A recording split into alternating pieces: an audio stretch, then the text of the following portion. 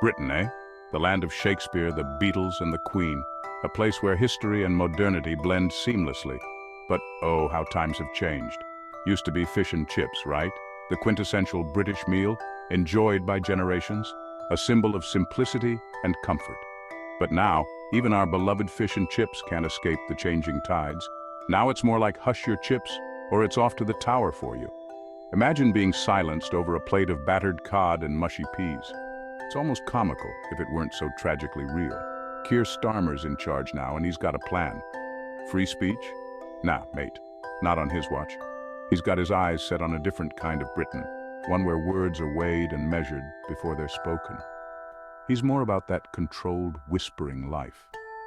Conversations held in hushed tones, always looking over your shoulder.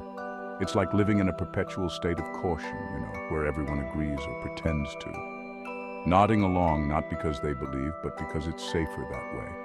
A society of silent assent where true opinions are buried deep. The Labour Party's gone all Orwellian on us. Remember 1984, that dystopian nightmare where Big Brother watches your every move? It's no longer fiction, it's our new reality. Yeah, that's our life now, constant surveillance, always being watched. Every street corner, every public space filled with eyes that never blink. Paranoia isn't just a feeling, it's a way of life. Big Brother's here, and he's got a Union Jack on his telly. The irony is palpable. The very symbol of our nation, now a tool of control and oppression. It's a bitter pill to swallow. You can practically taste it, the bitterness, the disappointment. It's like a bad aftertaste that lingers long after the meal is over. It tastes like lukewarm tea and disappointment. The warmth and comfort we once knew, now replaced with a tepid, unsatisfying reality. A nation that once prided itself on its freedoms, now grappling with the loss of its voice. We look back at what we once had, the freedoms we took for granted. The ability to speak our minds, to express our thoughts without fear. It's a distant memory now, a relic of a bygone era. But even in the midst of this silence, there's a flicker of hope.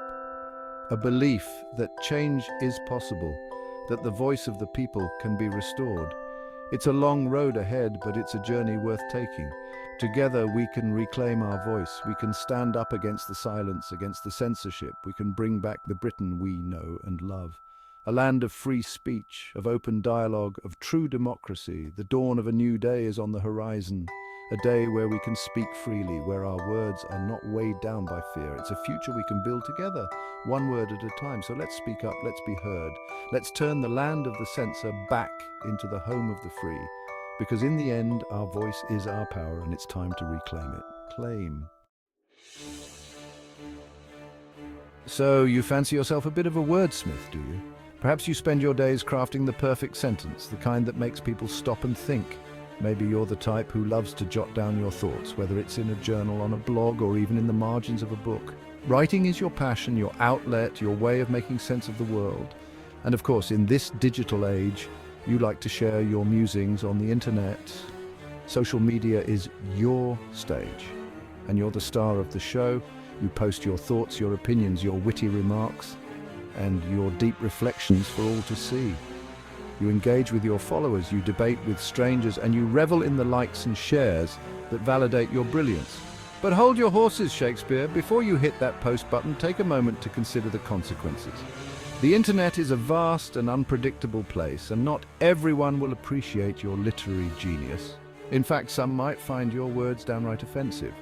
You tweet about the wrong thing and you'll have a visit from the local constabulary. Yes, that's right. The police might come knocking on your door, ready to have a little chat about your online activities. It sounds absurd, but it's the reality we live in. They'll be round faster than you can say habeas corpus. 1 minute you're sipping your coffee, the next you're explaining yourself to a stern-faced officer, and all because of a few ill-chosen words on social media, which, ironically, you might need to, because once you're in their sights, you'll need all the legal help you can get. The law is a complex beast, and navigating it can be a daunting task. And heaven forbid you mention God. In today's world, religion is a touchy subject. Mentioning the divine can land you in hot water faster than you can say amen. Unless, of course, it's in the context of a certain religion, then you're golden. Some beliefs are more socially acceptable than others, and navigating this landscape requires a delicate touch. But crack open a Bible and start quoting verses. You're a public menace.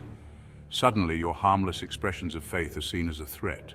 It's a strange world we live in where the same words can be praised or condemned depending on the context.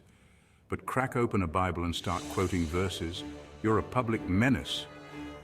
Suddenly, your harmless expressions of faith are seen as a threat. It's a strange world we live in where the same words can be praised or condemned depending on the context. Off to the slammer with you, your crime, believing in the wrong imaginary friend. It's a harsh reality, but one that many face. They've got special cells for people who believe in the wrong imaginary friend. It's all very progressive. In these cells, you'll find people from all walks of life, united by their shared crime of holding the wrong beliefs. It's a sobering thought, but one that highlights the absurdity of our times. Remember that whole equality thing? The idea that everyone should be treated the same, regardless of their background, beliefs, or appearance. It's a beautiful concept, isn't it?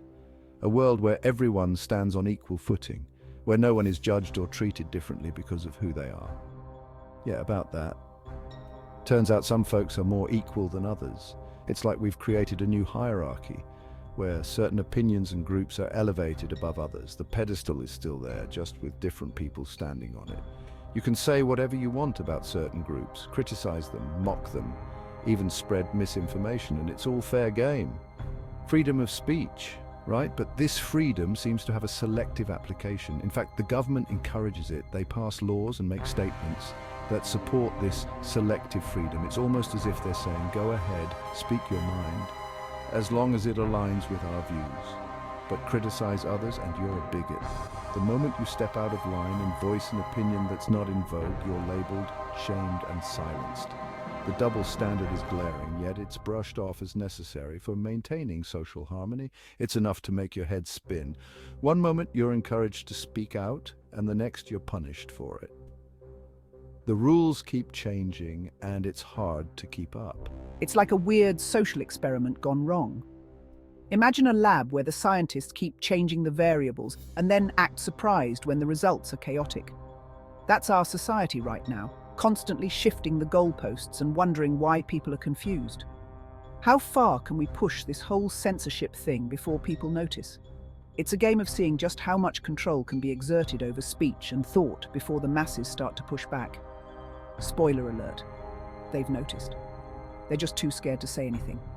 Fear of social ostracism, job loss, or even legal repercussions keeps people silent. The awareness is there, but the courage to speak out is stifled. Because, prison. It's the new black. Or should I say the new orange? The threat of punishment looms large, making compliance the safer option. Jumpsuits are very in this season. It's a darkly humorous way to look at how conformity is being enforced. The jumpsuit, once a symbol of imprisonment, is now a fashion statement. It's a metaphor for how we're all being subtly coerced into fitting a mold. You'd think with all this censorship going on, things would be pretty dull, right? Wrong. It's hilarious. I mean, it's terrifying, obviously, but also hilarious. It's like living in a Monty Python sketch. The government's even got its own stand-up routine. What do you call a Brit who speaks his mind? Unemployed. Get it? Because you'll be arrested and lose your job. Hilarious, right? No, just me then. Okay, moving on. So, what's the official line on all this, you ask? Well, according to St. Keir of the North, that's what he makes his interns call him, apparently. It's all about protecting us from the evils of free thought, I guess. He's like the fun police, but instead of confiscating your beers, he confiscates your words. Those opinions are a bit too spicy for the public, mate. You wouldn't want to offend anyone, would you? No, Keir, wouldn't want to do that. Much better to live in a world where everyone agrees with you. How very democratic. Here's a fun fact. Did you know that under Sharia law, criticizing the government can land you in hot water? Literally, in some cases. And guess what? We're not that far off. It's like they're taking notes. I'm not saying they're the same thing, of course. That would be ridiculous. It's just, there are some striking similarities. It's enough to make you wonder who's influencing who. But hey, let's not think about that too hard. Ignorance is bliss, as they say. Or is that illegal to say now too? Section 7. When satire becomes reality. Oh wait, remember when this whole thing started as a joke? Yeah, good times. We used to make fun of dictators and their censorship. Now we are the joke. It's like someone took our satire and turned it into government policy. And the worst part, no one's laughing. Except maybe Keir Starmer. He's probably got a good chuckle about it every night before he goes to sleep in his censorship castle surrounded by his army of thought police. Section 8. The Future of Free Speech, a comedy special. So what's the future hold for free speech in the UK? Well, if things keep going the way they are, it's not looking good. I'm picturing a dystopian future where everyone communicates in grunts and hand gestures. Think about it.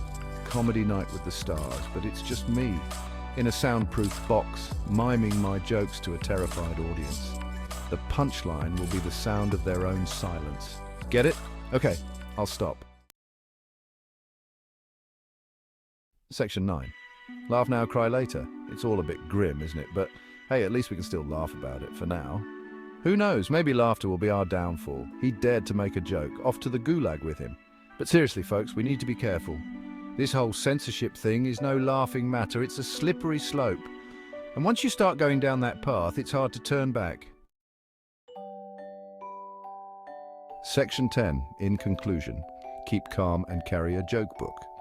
So there you have it, the state of free speech in the UK. It's a comedy of errors, a tragic comedy, if you will. But hey, at least we're still allowed to read, right? So crack open a book, have a laugh, and for God's sake, don't tweet about it. You wouldn't want to get arrested, would you?